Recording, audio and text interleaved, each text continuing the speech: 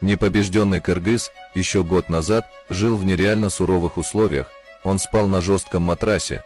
Ты здесь спишь? Да. Здесь ничего нету. Ну вот этот матрас здесь. У него была только холодная вода, а работал он грузчиком, однако все заработанные до копейки деньги отправлял на родину.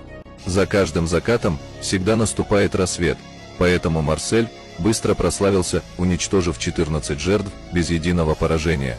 В этот раз ему попался борзый казах, который ворвался в дом кыргыза, не успев толком выйти, а Нуарбек прописал ему пощечину, что привело к потасовке.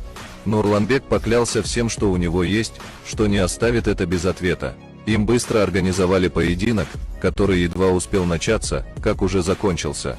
Грэплер быстро утащил соперника в глубокие воды, фирменный рычаг колена поставил точку в понтах казахстанца и по ходу закопал его наглую карьеру.